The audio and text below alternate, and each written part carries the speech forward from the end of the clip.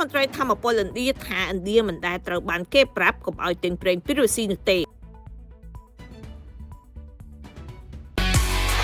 ភេសជ្ជៈបើកម្លាំង Dragon ធម្មពលថ្មីចម្រាញ់ពីយិនសិន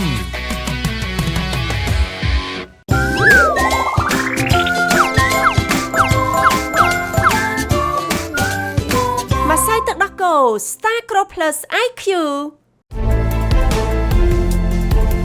អនាគតរបស់លោកអ្នកកាន់តែភ្លឺស្វាងដោយសាកលវិទ្យាល័យ Bill Bray តែទីបានបដិសេធថាគោលនយោបាយធម្មពលរបស់ខ្លួនត្រូវបានជាឥទ្ធិពលដោយសម្ពាធពីខាងក្រៅដោយនិយាយថាការសម្រេចចិត្តទិញប្រេងរបស់ខ្លួនគឺផ្អែកទៅលើផលប្រយោជន៍ជាតិនិងការកណនាតម្លៃសុទ្ធសាធទៅតាមសារព័ត៌មាន RT ជាផ្សាយថ្ងៃទី8ខែមិថុនាឆ្នាំ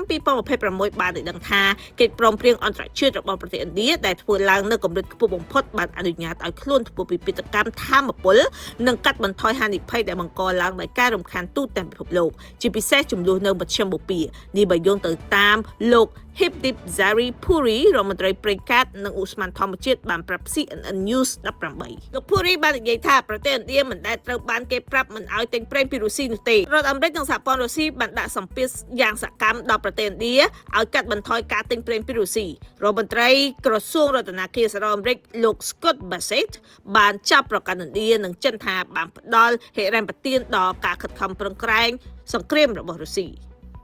អាមេរិកបានដាក់ទណ្ឌកម្មយ៉ាងទូលំទូលាយទៅលើក្រុមហ៊ុន Rosneft និង Lukoil ដែលជាក្រុមហ៊ុនប្រេងរុស្ស៊ីដ៏ធំជាងគេសហរដ្ឋអាមេរិកបានដាក់ពន្ធ 25% ទៅលើការនាំចូលរបស់ប្រទេសឥណ្ឌាជាពិសេសសម្រាប់ការទិញប្រេងរបស់រុស្ស៊ីរបស់ប្រទេសឥណ្ឌាកាលពីខែសីហាឆ្នាំមុនពន្ធពិន័យទៅលើប្រេងត្រូវបានលុបចោលនៅដើមឆ្នាំនេះបន្ទាប់ពីទីក្រុង Washington បានចុះកិច្ចព្រមព្រៀងពាណិជ្ជកម្មជាមួយឥណ្ឌា